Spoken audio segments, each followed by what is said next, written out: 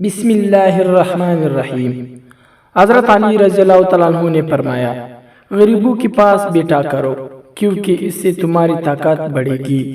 حضرت علی رضی اللہ تعالیٰ عنہ نے ارشاد فرمایا، ہر اس دوست پر بھروسہ کرو جو مشکل میں تمہارا کام آیا ہو۔ حضرت علی رضی اللہ تعالیٰ عنہ نے فرمایا، اگر تم اپنے علم پر مغرور ہو تو جہالت کے لیے یہی کافی ہے۔ حضرت علی رضی اللہ تعالیٰ عنہ نے فرمایا، کوئی تم سے روٹ جائے اور پھر وہی تم سے ملنے کو ترسے تو ایسے کبھی کو نہ مت، کیونکہ وہ تم سے بہت زیادہ پیار کرتا ہے۔ حضرت علی رضی اللہ تعالیٰ عنہ نے فرمایا، کسی کی برا کہہ دینے سے نہ ہم برے ہو جاتے ہیں نہ اچھے۔ اپنی زبان سے ہر شخص اپنا طرف دکھاتا ہے، دوسروں کا حق نہیں۔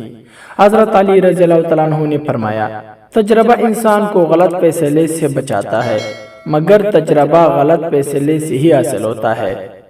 حضرت علی رضی اللہ تعالیٰ عنہ نے فرمایا، لوگوں سے اس طرح گل مل جاؤ کہ اگر مر جاؤ تو وہ تم پر روئے، اور اگر کہیں چلے جاؤ تو تمہارے آنے کی منتظر رہے۔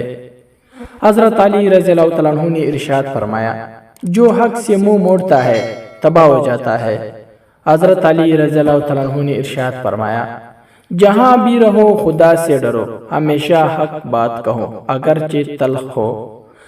حضرت علی رضی اللہ تعالیٰ عنہ نے فرمایا، تین چیزیں ایمان کو تباہ کر دیتی ہے، امیروں کا محفل، نمبر 2 عورتوں کی صحبت، نمبر 3 جاہلوں سے بیس۔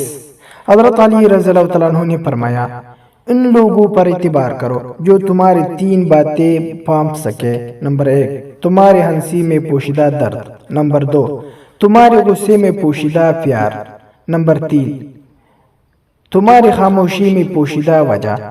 حضرت علی رضی اللہ تعالیٰ عنہ نے فرمایا، جس آدمی کی زبان خراب ہو جاتی ہے اس کا نصیب بھی خراب ہو جاتا ہے۔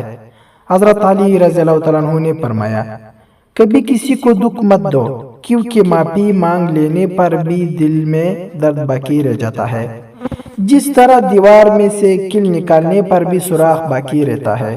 حضرت علی رضی اللہ تعالیٰ عنہ نے فرمایا، کبھی کبھی اپنی جسمانی طاقت اور اپنی دولت پر بھروسہ مت کرنا کیونکہ بیماری اور غریبی آنے میں دیر نہیں لگتی۔ حضرت علی رضی اللہ تعالیٰ عنہ نے فرمایا، اپنا کردار بنانے میں اتنا مشغول ہو جاؤ کہ دوسرے پر تنقید کرنے کا وقت ہی نہ ملے۔ حضرت علی رضی اللہ تعالیٰ عنہ نے فرمایا، بچے کو جب کوئی تکلیف یا بیماری آتی ہے تو اللہ تعالیٰ اس بچے کی بیماری کے بدلے بچے کی ماں کی گناہ معاف فرماتے ہیں۔ مزید اچھی ویڈیو کے لیے میرے چینل کو سبسکرائب کریں۔